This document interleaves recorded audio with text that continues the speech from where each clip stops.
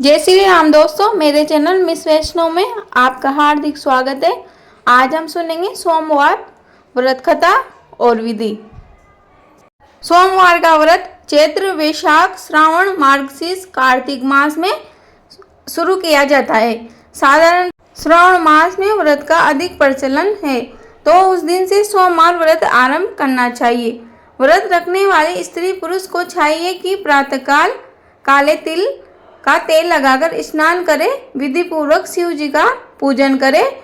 ओम नमः शिवाय से शिव जी का, ओम नमः शिवाय से उमा जी का, पार्वती जी का पूजन करें। इन्हीं मंत्रों का जप और हवन करें।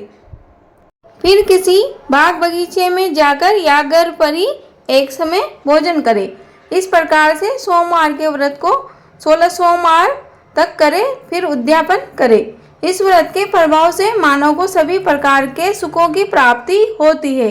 ग्रहणादि में जप, ध्यान, हवन, उपासना, दान इत्यादि सत्कर्म करने से जो फल मिलता है वही सोमवार के व्रत से मिलता है। चलिए अब जानते हैं कि कौन से मास में व्रत आरंभ करने से कौन सा फल प्राप्त होता है।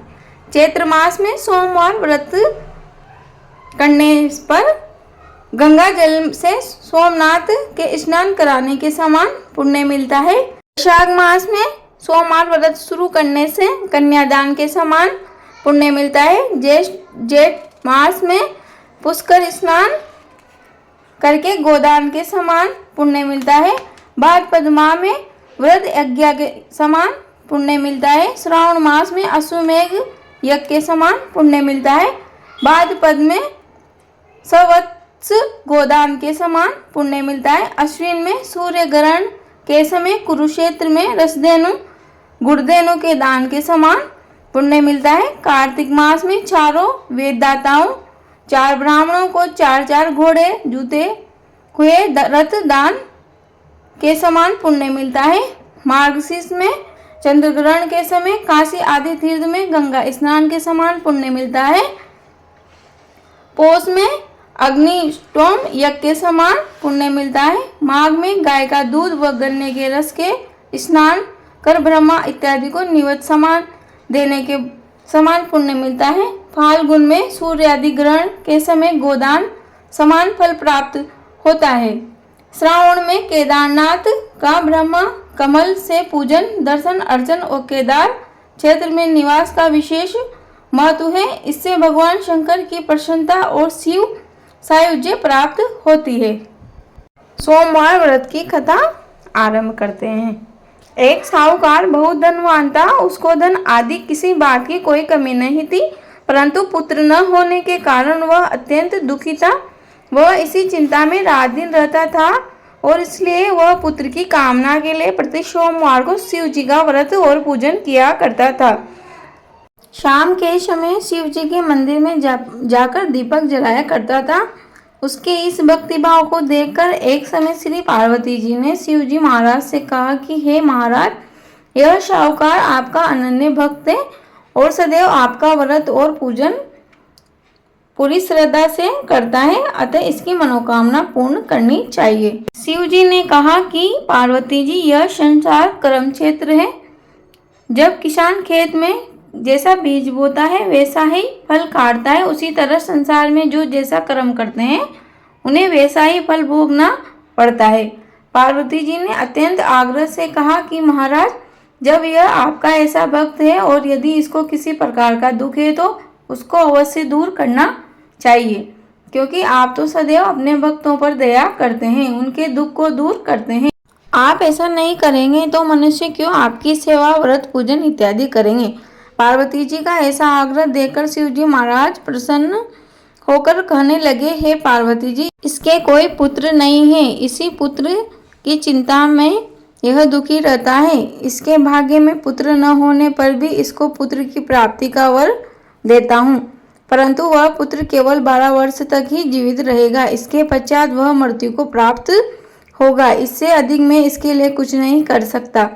यह सब बात साहूकार सुन रहा था। इससे उसको न कुछ प्रसन्नता हुई न ही दुख हुआ।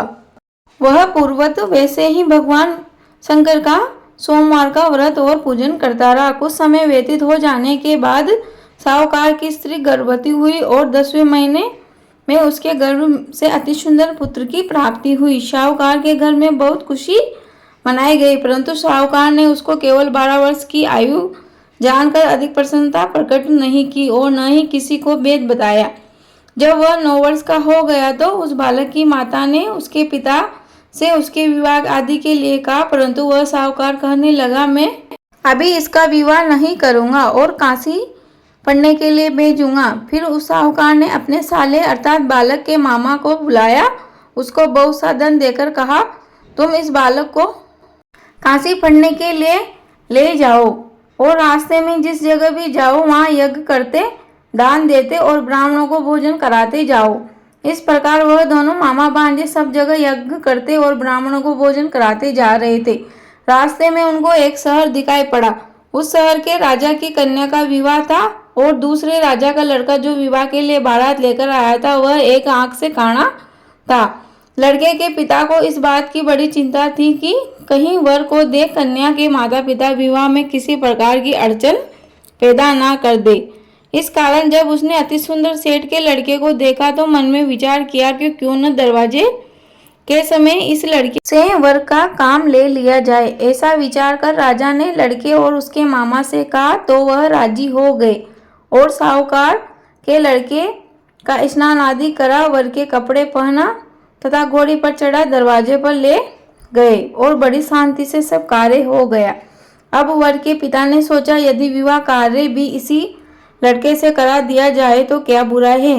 ऐसा विचार कर के उसके मामा से कहा कि यदि आप फेरों और कन्यादान का काम भी करा दे तो आपकी बड़ी कृपा होगी और हम इसके बदले में आपको बहुत सा धन देंगे। उन्होंने स्वीकार कर लिया और विवाह कार्य बहुत अच्छी तरह से हो गया। परंतु जिस समय लड़का जाने लगा तो उसने राजकुमारी की चुंदड़ी के पल्ले पर लिख दिया था कि तेरा विवाह तो मेरे साथ हुआ है, परंतु जिस राजकुमार के साथ तुमको भेजेंगे वह एक आंख से काना है और मैं तो काशी जी पढ़ने के लिए जा रहा हूँ। उस राजकुमारी ने जब अपनी चुंदड़ी पर ऐसा लिखा हुआ पाया तो उसने राजकुमार के साथ जाने से इनकार कर दिया और कहा कि यह मेरा पति नहीं है, मेरा विवाह इसके साथ नहीं हुआ है, वह तो काशी पढ़ने गए हैं। राजकुमारी के माता पिता ने अपनी कन्या को विदा नहीं किया और बारात वापस चली गई। उधर सेठ का लड़का और उसका मामा काशी पहुंच गए। वहां जाकर उन्होंने यज्ञ करना और लड़के ने पढ़ना शुरू कर दिया। जब लड़के की आयु 12 वर्ष की हो गई तब एक दिन उन्होंने यज्ञ रच रखा था।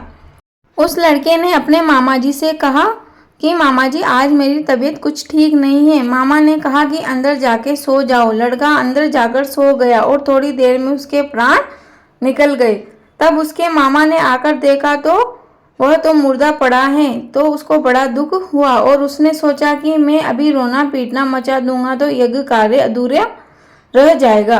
अतः उसने जल्दी से यज्ञ का कार्य समाप्त कर ब्राह्मणों के घर जाने के पश्चात रोना पीटना आरंभ कर दिया।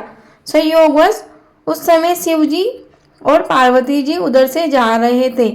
जब उन्होंने जोर जोर से रोने पीटने की आवाज़ सुनी तो पार्वती जी शिव जी को आग्रह करके उसके पास ले गई और सुंदर लड़के को मरा हुआ देखकर कहने लगी कि महाराज यह उसी सेठ का लड़का है जो आपके वरदान से पैदा हुआ था। शिव जी ने कहा कि पार्वती जी इसकी आयु इतनी ही थी जो यह भोग चुका। पार्वती जी ने कहा महाराज कृपा करके इस बालक को और आयु दो, नहीं तो इसके माता पिता तड़प तड़प कर मर जाएंगे। पार्वती जी के इस प्रकार बार बार आग्रह करने पर शिव जी ने उसको वरदान दिया और शिव जी महाराज की कृपा से लड़का जीवित हो गया। शिव पार्वती कैलाश चले गए। तब वह लड़का और उसका मामा उसी प्रकार यज्ञ कराते हुए अपने घर की तरफ चल पड़े और रास्ते में उसी शहर में आए जहाँ पर उस लड़के का विवाह हुआ था। वहाँ जाकर जब उन्होंने यज्ञ आरंभ कर दिया तो लड़के के ससुर ने उसको पहचान लिया और अपने महल में लाकर उसकी बड़ी खातिरदारी की। साथ ही बहुत सारा धन और दासियां सहित बड़े आदर और सत्कार के साथ अपनी लड़की और जमाई को विदा किया। जब वह अपने शहर के निकट आए तो उसके मामा ने कहा कि पहले मैं तुम्हारे घर जाकर खबर कर आता हूँ। उस समय उसके माता पिता अपने ही घर की छत पर बैठे हुए थे और उन्होंने यह प्रण कर रखा था कि यदि हमारा पुत्र सकुशल घर आया तो राजी खुशी नीचे आ जाएंगे, नहीं तो छत से गिरकर अपने प्राण दे देंगे। इतने में उसके लड़के के मामा ने आकर यह सारा समाचार दिया कि आपका पुत्र आ गया है, परंतु उसको विश्वास न आया। तब उसके मामा ने शपथ पूर्वक कहा कि आपका पुत्र अपनी स्त्री और बहुत सारा धन लेकर आया है। तो उस सेठ ने बड़े आनंद से उसका स्वागत किया और वह बड़ी प्रसन्नता के साथ रहने लगे। इसी प्रकार जो कोई भी सोमवार का व्रत धारण करता है अथवा इस कथा को पढ़ता है या सुनता है, उसके दुख दूर होकर उसकी समस्त मनोकामनाएं पूर्ण होती है। इससे लोक में नाना प्रकार के सुख भोग कर अंत में सदाशिव के लोक की प्राप्ति होती है। बोलो शंकर भगवान की जय, बोलो पार्वती मैया की जय। यह कथा यहीं समाप्त होती है। जो भी महिलाएं, पुरुष, कन्याएं इत्यादि सोमवार का व्रत करती है, भगवान शंकर और माँ पार्वती उनकी समस्त मनोकामनाओं को पूर्ण करते हैं। आपको यह वीडियो पसंद आए हो तो प्लीज़ मेरे चैनल मिस वैष्णव को सब्सक्राइब करें और वीडियो को लाइक करें, शेयर करें और अच्छे कमेंट करें। आपको मेरे चैनल पर सभी व्रत, उपवास इत्यादि की कथा संबंधी वीडियो मिल जाएगी। धन्यवाद।